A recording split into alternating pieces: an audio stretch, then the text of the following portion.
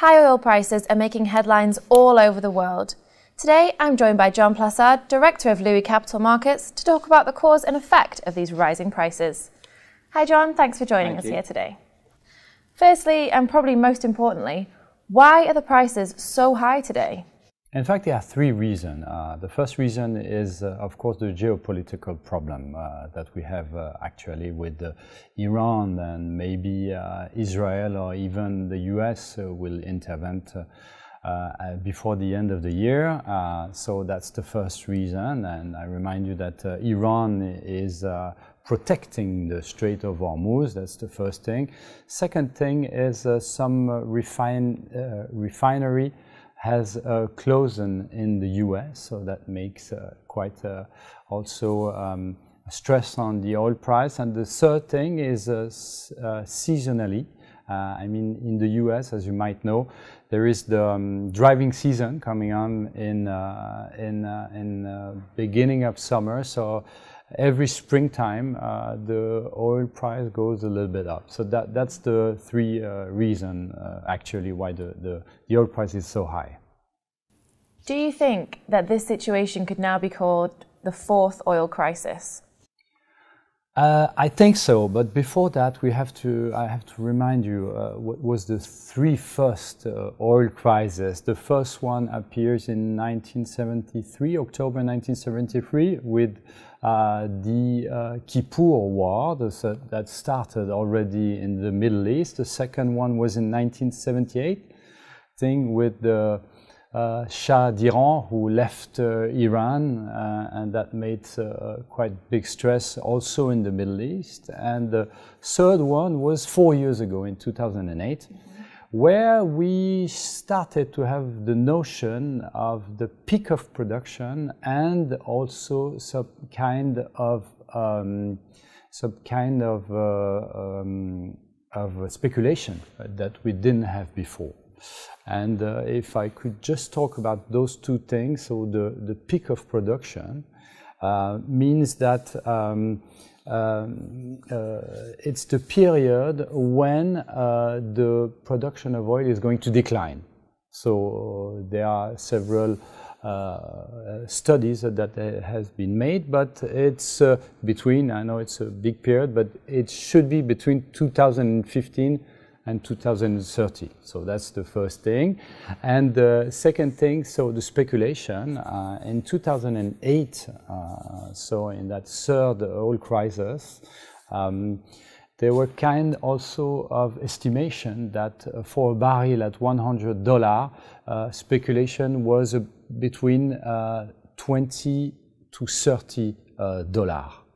So it's quite high. So I should say that today, yes, we're starting a fourth oil crisis, but led by other factors that we can maybe talk about after. There are, in fact, 6 other factors.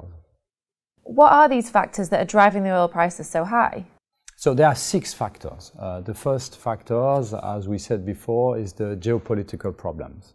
And there is not only Iran. You also have stress in Nigeria, in also Iraq, and in other countries. So that's the first thing. The other thing, as we said before, is speculation. So as we said before, $100 means about $20 to $30 of speculation. You have also, as we said before, the peak of production. That's the three things. Supply and demand. For example, this winter, you might notice that in Europe it was quite cold, and in the north of United States it was quite hot. So there is this differential of supply and demand that's quite also interesting. And what you have also is the dollar, because the price of the oil is related in dollar. So you have quite a mechanism that does that. When the dollar falls, normally the price of the barrel is higher. So that's one thing. And the last thing, last but not least, the liquidity that been injected in the financial market runs many times asset bubbles, and one of the candidates that can be related to this asset bubble could be oil. So those are the 6 factors. What are the consequences of a high oil price? In fact, there are 2 consequences. One is direct. It means that the price at the oil pump is going to be higher. And for example, if you buy an airline ticket, also that's going to be higher. So that's the direct impact. You also have another direct impact, on the decline of growth in Asia. Because as you might know, they heavily release on oil price and of course oil demand to drive their growth. So the higher the oil price is, the more it hurts their growth. The other consequence is quite indirect. Of course, you have generally and globally an effect on the growth, of course, as we said, on economy. And the second thing is that it started to, the high oil price start also to be recessive. It means that the increase in production cost is one of the first theme, and so the margin is going to shrink. And of course, the purchasing power for consumer is going to be lower also. And at the end, also, usually the big central banks open their rates. So that's the indirect factor for the oil price to hike. So how should people invest when the prices are so high? Normally they should invest. As you know, countries who are related, there are some countries who are directly related with the hike of the oil price. Russia, for example.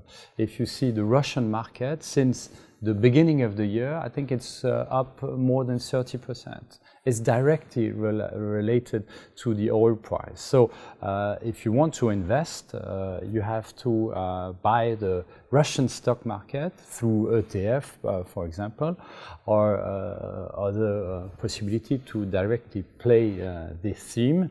Otherwise, you have also some companies like Exxon or BP who are also related to the price of the oil. So the 2 winners of high oil price are, for example, the Russian market and some oil companies.